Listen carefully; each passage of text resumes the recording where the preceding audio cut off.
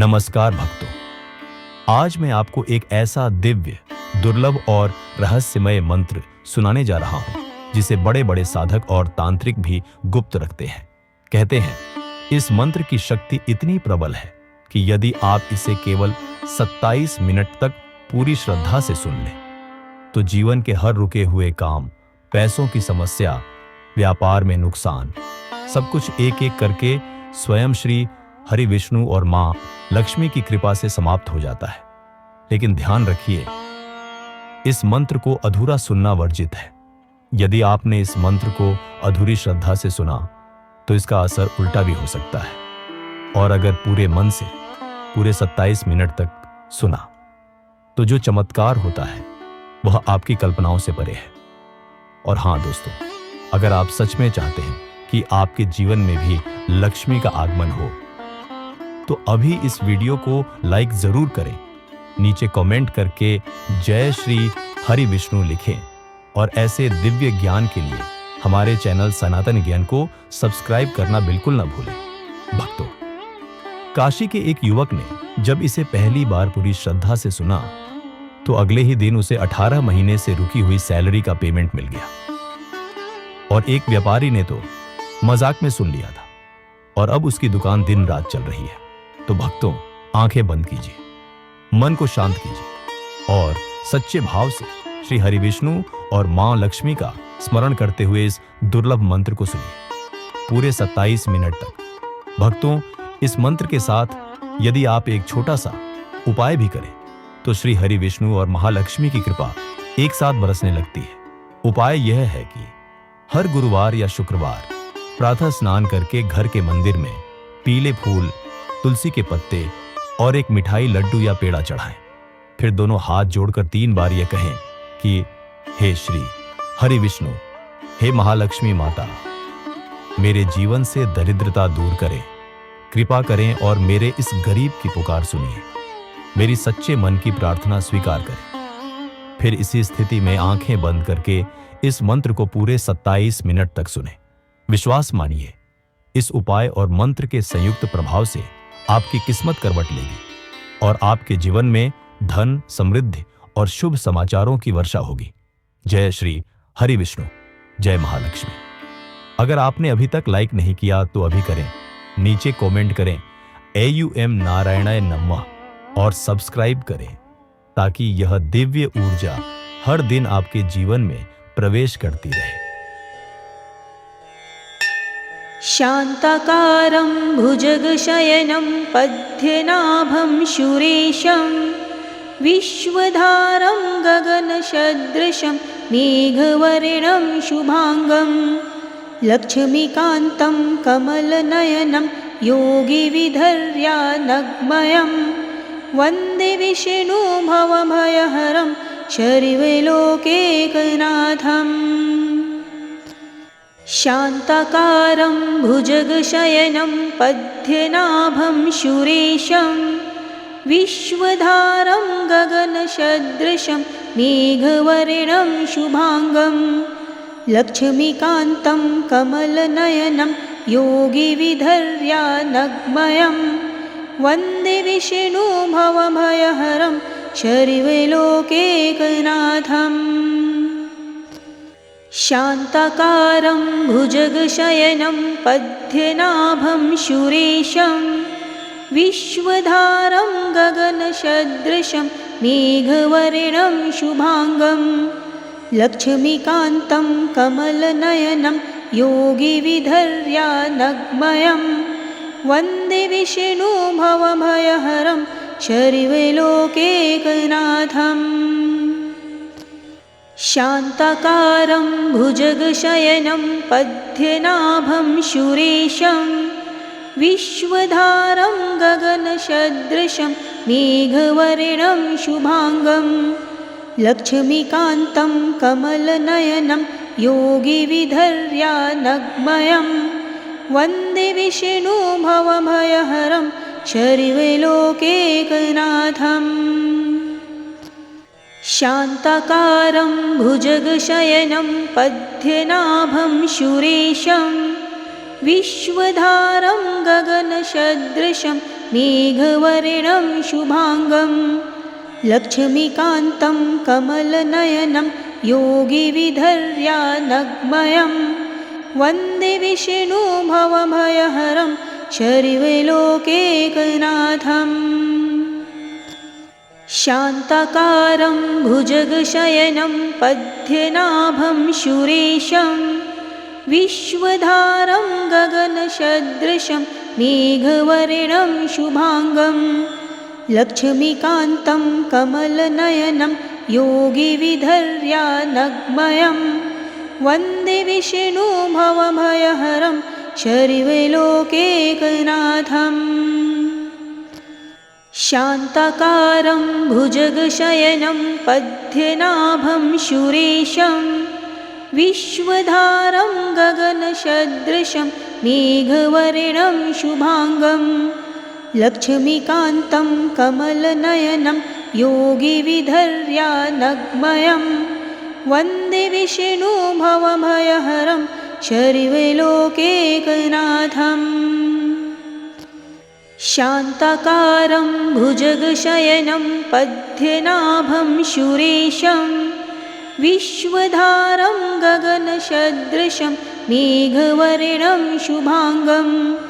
लक्ष्मीकान्तं कमलनयनं योगिविधर्यानग्मयं वन्दे विष्णुभवभयहरं सर्वलोकैकनाथम् शान्ताकारं भुजगशयनं पद्मनाभं सुरेशं विश्वधारं गगनसदृशं मेघवर्णं शुभाङ्गं लक्ष्मीकान्तं कमलनयनं योगिविधर्यानग्मयं वन्दे विष्णुभवभयहरं सर्वलोकैकनाथम् शान्ताकारं भुजगशयनं पद्मनाभं सुरेशं विश्वधारं गगनसदृशं मेघवर्णं शुभाङ्गं लक्ष्मीकान्तं कमलनयनं योगिविधर्यानग्मयं वन्दे विष्णुभवभयहरं सर्वलोकैकनाथम् शान्ताकारं भुजगशयनं पद्मनाभं सुरेशं विश्वधारं गगनसदृशं मेघवर्णं शुभाङ्गं लक्ष्मीकान्तं कमलनयनं योगिविधर्यानग्मयं वन्दे विष्णुभवभयहरं सर्वलोकैकनाथम् शान्ताकारं भुजगशयनं पद्मनाभं सुरेशं विश्वधारं गगनसदृशं मेघवर्णं शुभाङ्गं लक्ष्मीकान्तं कमलनयनं योगिविधर्यानग्मयं वन्दे विष्णुभवभयहरं सर्वलोकैकनाथम् शान्ताकारं भुजगशयनं पद्मनाभं सुरेशं विश्वधारं गगनसदृशं मेघवर्णं शुभाङ्गं लक्ष्मीकान्तं कमलनयनं योगिविधर्यानग्मयं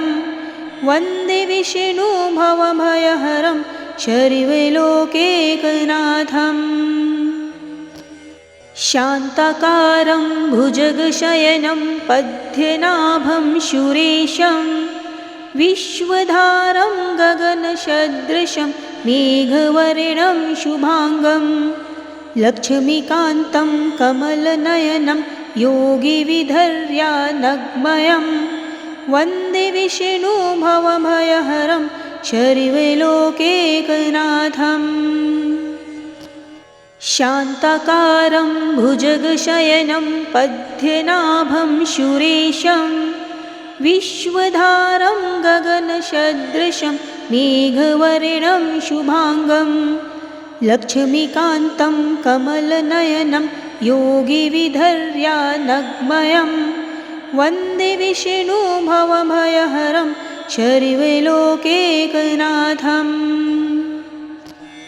शान्ताकारं भुजगशयनं पद्मनाभं सुरेशं विश्वधारं गगनसदृशं मेघवर्णं शुभांगं लक्ष्मीकान्तं कमलनयनं योगिविधर्यानग्मयं वन्दे विष्णुभवभयहरं शर्वलोकैकनाथम्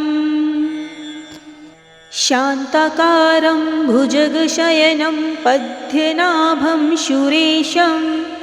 विश्वधारं गगनसदृशं मेघवर्णं शुभांगं लक्ष्मीकान्तं कमलनयनं योगिविधर्यानग्मयं वन्दे विष्णुभवभयहरं शर्वलोकैकनाथम् शान्ताकारं भुजगशयनं पद्मनाभं सुरेशं विश्वधारं गगनसदृशं मेघवर्णं शुभांगं लक्ष्मीकान्तं कमलनयनं योगिविधर्यानग्मयं वन्दे विष्णुभवभयहरं शर्वलोकैकनाथम् शान्ताकारं भुजगशयनं पद्मनाभं सुरेशं विश्वधारं गगनसदृशं मेघवर्णं शुभांगं लक्ष्मीकान्तं कमलनयनं योगिविधर्यानग्मयं वन्दे विष्णुभवभयहरं शर्वलोकैकनाथम् शान्ताकारं भुजगशयनं पद्मनाभं सुरेशं विश्वधारं गगनसदृशं मेघवर्णं शुभांगं लक्ष्मीकान्तं कमलनयनं योगिविधर्यानग्मयं वन्दे विष्णुभवभयहरं शर्वलोकैकनाथम् शान्ताकारं भुजगशयनं पद्मनाभं सुरेशं विश्वधारं गगनसदृशं मेघवर्णं शुभांगं लक्ष्मीकान्तं कमलनयनं योगिविधर्यानग्मयं वन्दे विष्णुभवभयहरं शर्वलोकैकनाथम् शान्ताकारं भुजगशयनं पद्मनाभं सुरेशं विश्वधारं गगनसदृशं मेघवर्णं शुभांगं लक्ष्मीकान्तं कमलनयनं योगिविधर्यानग्मयं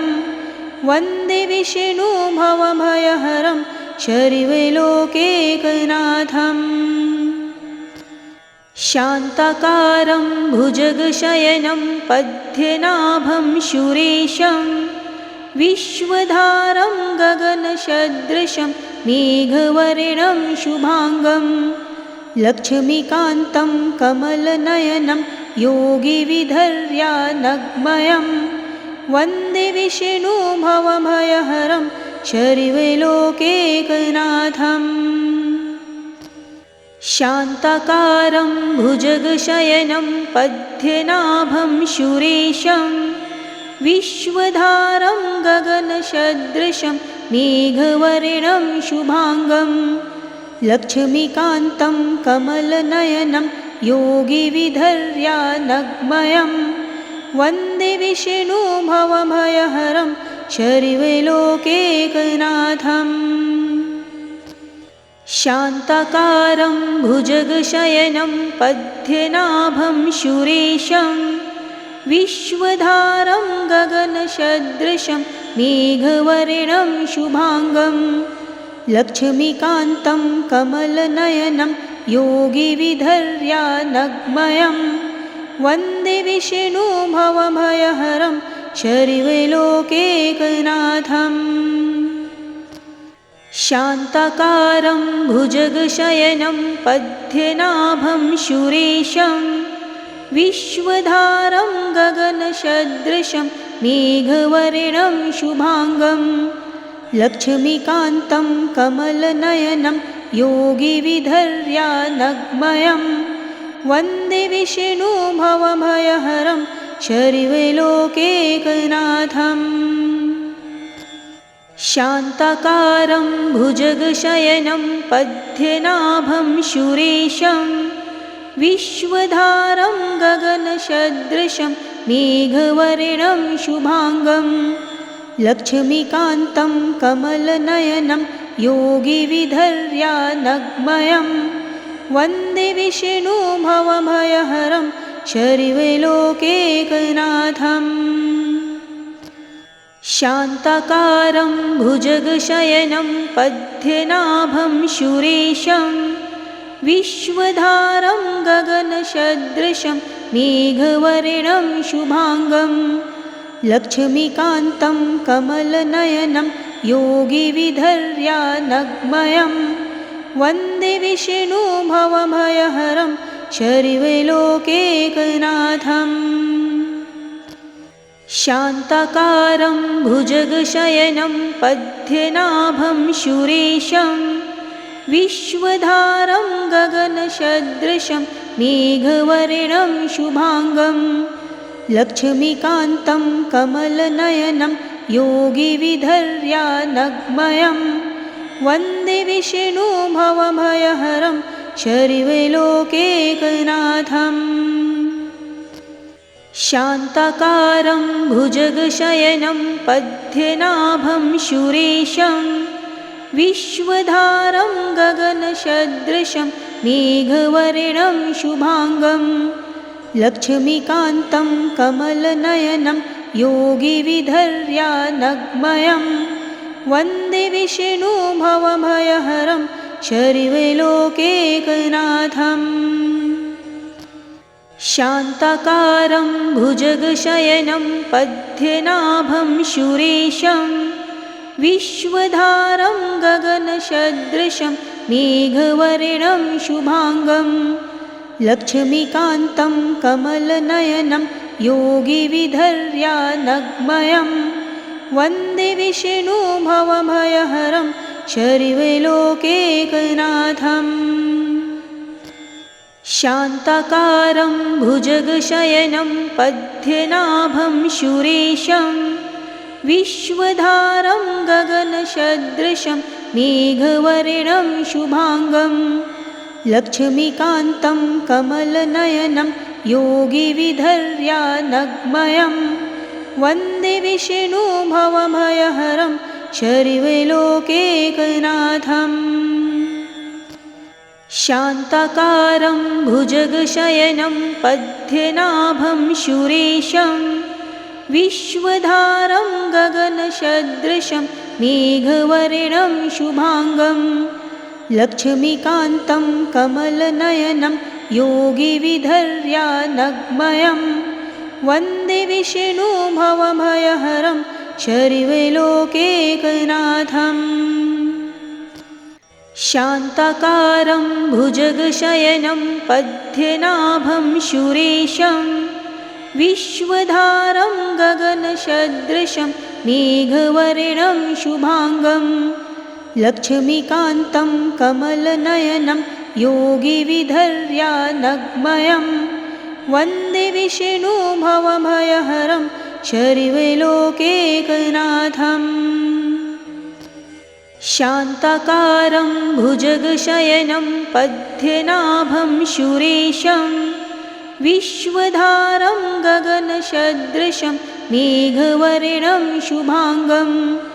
लक्ष्मीकान्तं कमलनयनं योगिविधर्यानग्मयं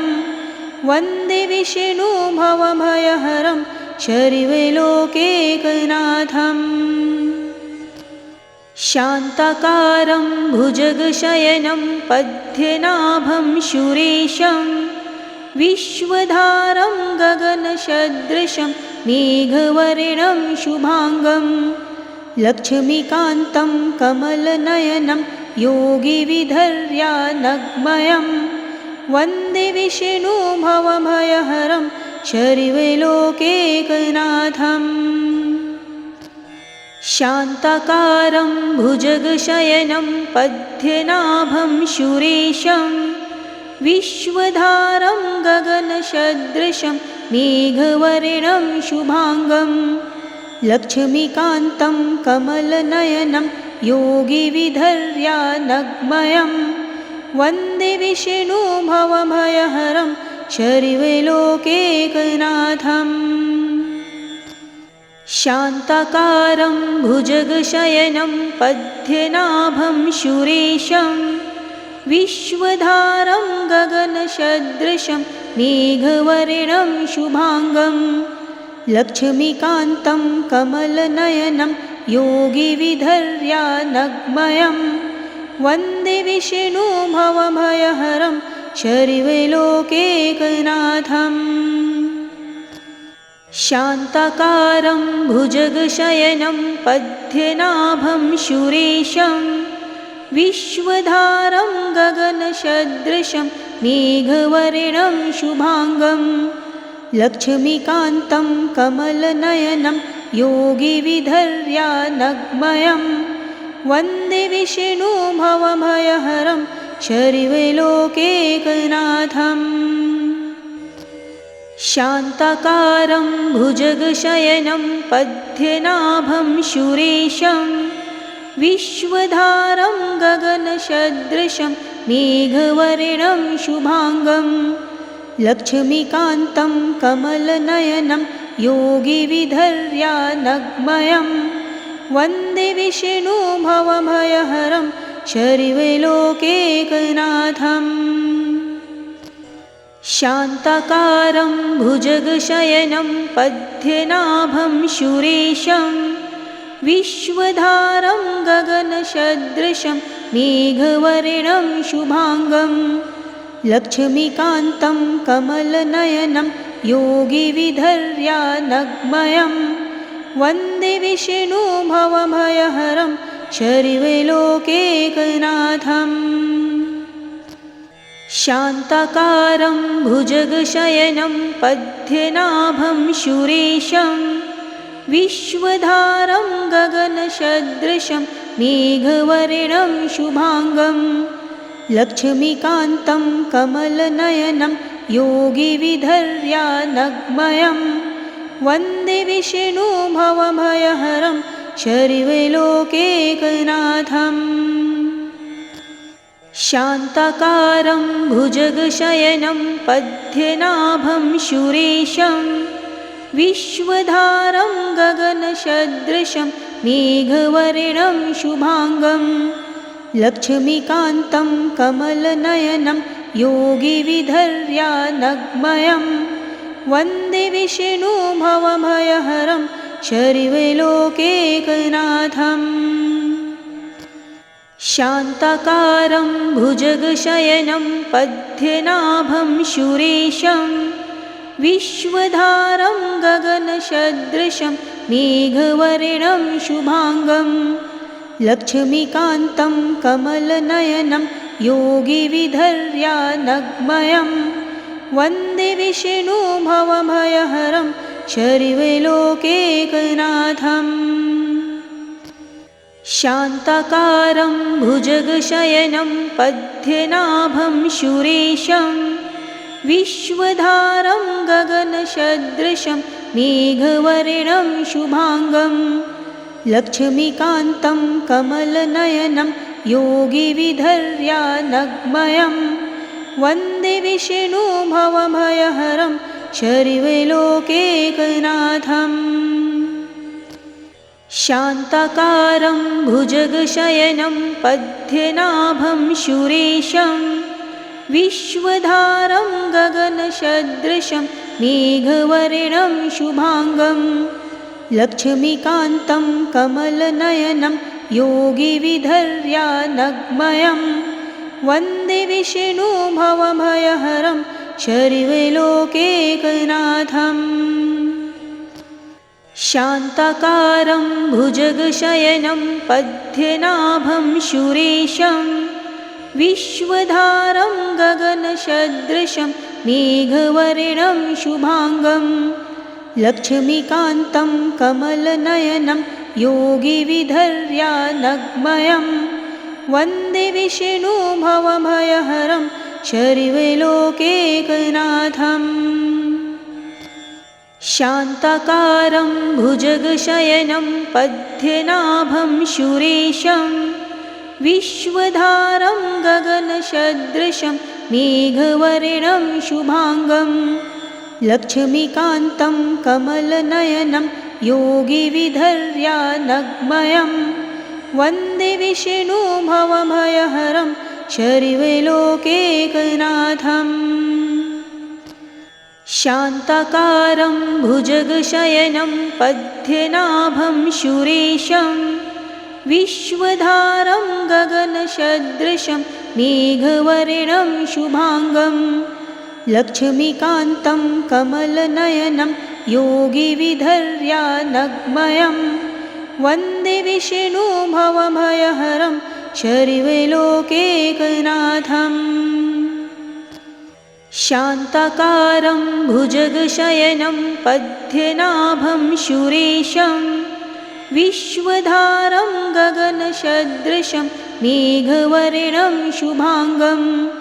लक्ष्मीकान्तं कमलनयनं योगिविधर्यानग्मयं वन्दे विष्णु भवभयहरं शर्वलोकैकनाथम्